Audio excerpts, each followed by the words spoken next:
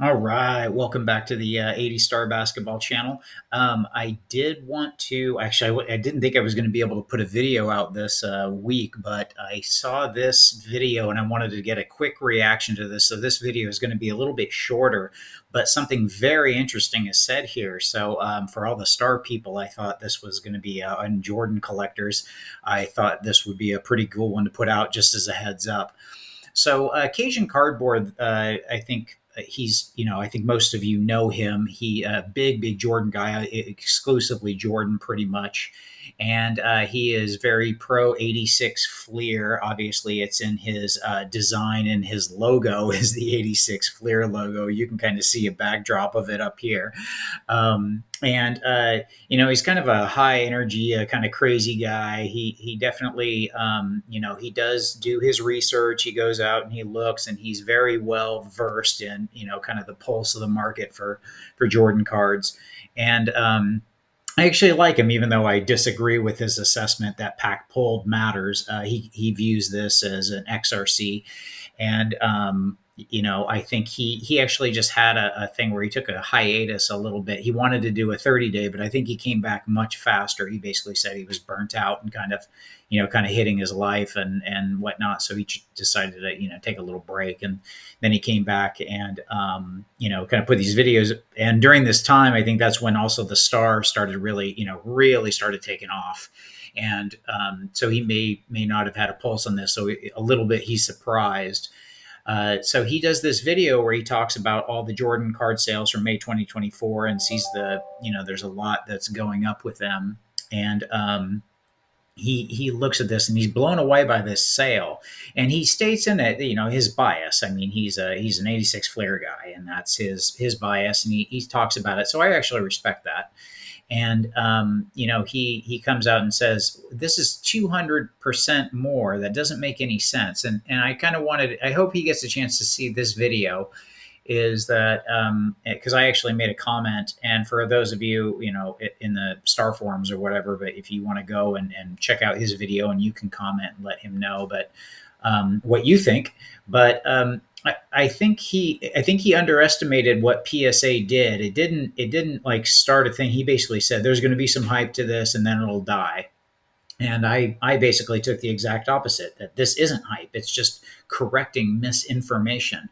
And that is what everyone's trying to kind of say. And especially recently, PSA, and if you go back through my videos, and I reiteration for some, but for people not seeing for this first time, PSA grading, Beckett's apology issue, social media people coming out, correct information interviews, with Steve Taft and whatnot. All of this is really changed the perception of this card because it was misinformation. A lot of it, and almost all of it. Some of it's there's things here and there that are true, like for Type 2s and for shop at home cars, but that information was wildly overblown and turned into misinformation.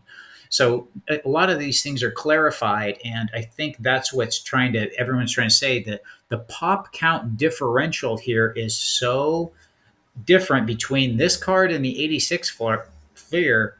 We're talking about a 31 ratio. And, we're getting into, there's half as many of these as Mantle 52 tops kind of thing. And this is a base set card. This isn't an insert and, kind of numbered one to whatever. This is a base set card with that low and it happens to be Jordan's rookie card. The '86 Flair is simply a third year card, and this being the rookie. And I highly recommend he go and watch Jeff Wilson's, where they all, basically agree the pack pull argument is weak. And that is the basis of Brian's argument, is saying, pack pull that matters to him. And again, we just disagree. I actually think Brian, I love his energy, and I think he's a cool guy. And it just seems, I like what he's doing, but we just happen to disagree on this. But anyway, I thought it would be interesting for most of you to check out. So on that note, I am going to be doing another video. Before it ends, I did want to show this one, the Star, the auction. I actually have a different. I'm guessing that this does break 40. And this is the PSA 7 that is super nice on PWCC. There's 2 days, 10 hours left. I'm going to go out on a limb and I'm going to say, hey, I think this gets to 40 or breaks it because it's simply too nice. I actually had someone reach out to me on the channel and say, granted, I don't know this person and it could be false, but it seems highly unlikely or unlikely it would be false. But they said they got a PSA 7 for 35K. I happen to believe that because it seems right. And I see these as soon breaking the 40 barrier, no problem. And I see this card's going to head that pack because the reason I say that is I believe a PSA 8 now is 100K again, if not a little higher. And this 7 is so close to to an 8. This is basically an extremely discounted one, other than I can't see any surface or whatever. But that just being eye appeal alone and it being a 7, they're now, this is probably like the lowest cost chance to get one. You may not get another chance. So that's kind of what I'm thinking might propel this one past 40. I would be shocked if it comes in even at like 37, 38. So I'm guessing that 40 is going to be the taker on this one. We'll see. So other than that, I'm going to try and get another video out. I've noticed some really odd action with these 86 fleers, and I might get it. If I don't get a chance to do it, watch out for price manipulation, especially with these Probstein auctions. This makes zero sense. Look at this. Two auctions that ended. The 9 actually makes more sense in this one. Both are very nice centered. I get it. However, this is a PSA 8 for 9,500. And let me see if I can find it. And here is one that just sold an 8.5 for almost 400 less than that. Granted, the centering isn't as nice, but it is still an 8.5. And then there was another one for 8,900. These have been going for about 9,000. So what I'm noticing is these Probstein auctions, they keep going higher in price, but other auctions are either staying or falling. I've seen 2 of these, and there's 8.5 BGSs, which were hovering around the 6,000 mark, and these have sold, I think, for 56 and 57. There was another, as I kind of look at the prices. And this is a BGS 9 that I do want to show over. Let me see if I can find it.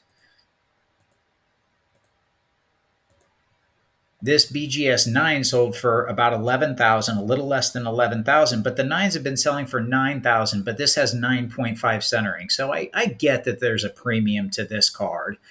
However, it's not a Probstein auction, but that's what I'm saying. If that was a Probstein auction, what would this have been? Because this is getting crazy. There was this 8 sold for 400 more than an 8.5, and 600 more than another 8.5 PSA copy.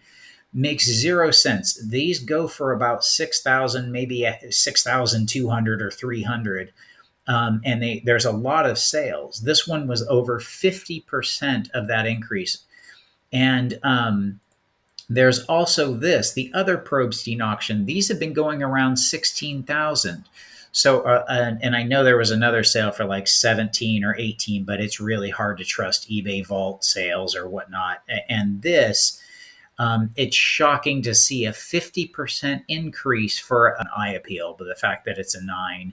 And so I get that the price premium here might be higher, but a 50% increase, this makes both of them are over 50% increases for their respective grades on the card, and it just makes no sense. This one right here, 4 days left, and it's at 7,900, and that just makes no sense here. So again, compared to other prices and whatnot, and I'll scroll down. Yeah, right. Like this one just went for 6,300, and then again, like I was saying, those 8.5s are 57, 56. So this is just something to really look out for that I don't like seeing, and is really kind of surprising and just something that I want people to look out for.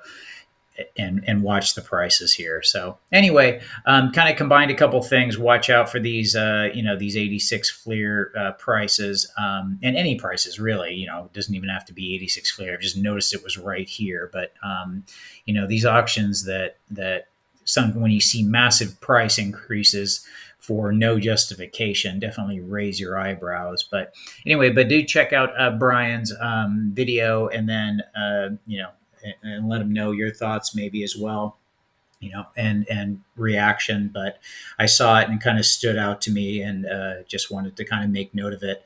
But the big thing, forgot to mention, the big one here is, and the big piece of news, kind of, Brian is going to be putting up his, he said he had a goal to get all the Star Jordans at 8.5, and he said he's basically been priced out of that, so he's not going to attempt it anymore. So he's going to be doing a PWCC auction, and he's going to be putting all his up for sale, his Star ones, basically because everything's up in price, and he's kind of looking to cash out. But basically his goal got kind of shot, so he's not going to be doing that anymore. So I wanted to pass that along to all the Star folks that, hey, there's going to be a bunch coming from him pretty soon here, and we'll see a lot of 8.5s of whatever hit the market. But you can check his video and see. So anyway, wanted to pass the info along, and subscribe, like, and I'll see you at the next video.